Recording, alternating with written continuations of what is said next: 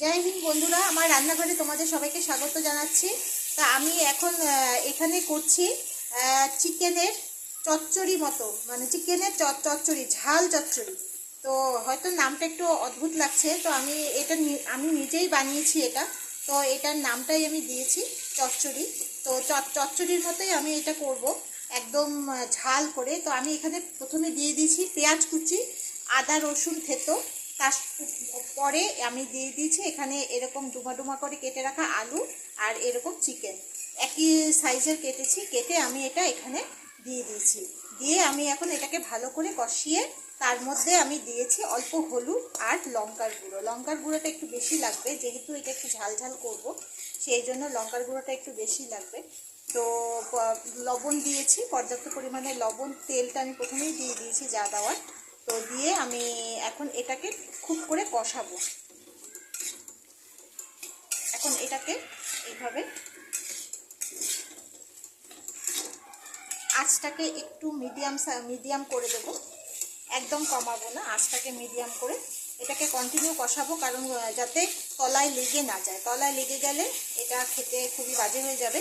এটা খেতে খুবই ভালো লাগে, গরম গরম ভাতের সঙ্গে এটা দিয়ে খাবে, দেখবে মানে ভীষণই ভালো লাগবে। আর অন্য কিছুর আর প্রয়োজন পড়ে না, এত সুন্দর, এত টেস্ট হয় এটা। তা এটা একদম সিম্পল রান্না। তো আমি ঝটপট করে এটা, মানে ঝটপট চিকেনের কিমা দিয়ে এটাকে আমি বানিয়েছি। এখানে চিকেনের কিমা, কিন্তু এখানে চিকেনের কোনো হাড় নেই। চিকেনের কিমাটাকে আমি এরকম সাইজে আলুর মতো করে কেটে, আলু আর চিকেন কিমা একই সাইজে করেছি।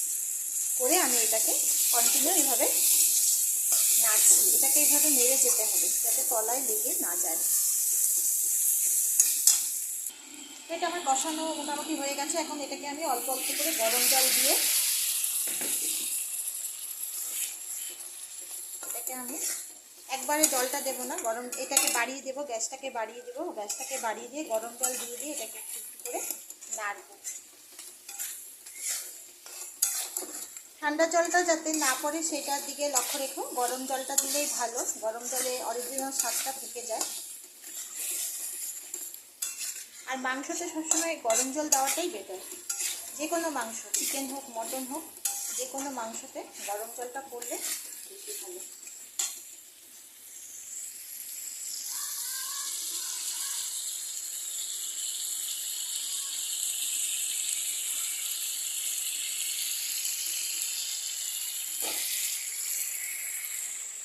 আমার এদিকেও একটা রান্না চলছে, ছোট ভাঙন মাছের আলু বেগুন শিম বড়ি বিনস দিয়ে আমি একটা ঝোল বানিয়েছি।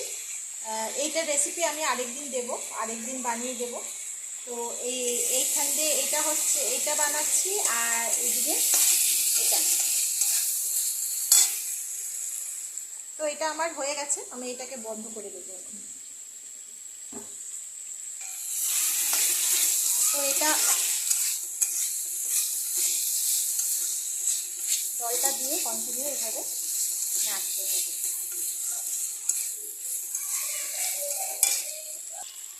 আমি এখানে অল্প মিষ্টি দিয়ে দেবো,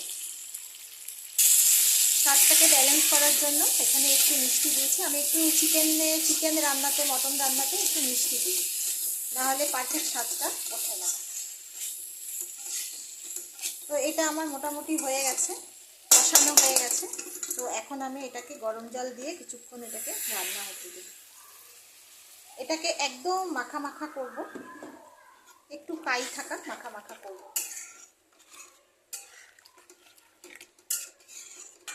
এখন এটাকে আমি ঢাকা দিয়ে দেবো।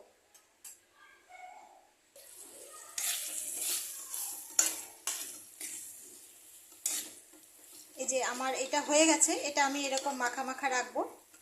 তো এখন আমি এটার মধ্যে দিয়ে দেব চিকেন মশলা। এখানে অন্য যে কোনো মশলা দিতে পারো, চিকেনের তো আরও অনেক মশলা আছে, সেটা ইচ্ছে করলে দিতে পারো। তো আমি এখানে দিয়ে দিচ্ছি চিকেন মশলা। চিকেন মশলাটা দিয়ে অল্প নেড়ে ব্যাস, এটা আমাদের হয়ে গেছে।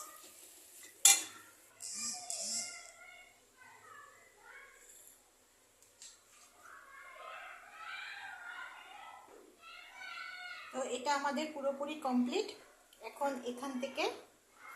এখানের থেকে আমরা ভাতের সঙ্গে, পরোটার সঙ্গে, রুটির সঙ্গে, বা নানের সঙ্গে, চাপাটি, যে কিছুর সঙ্গে তোমরা খেতে পারো।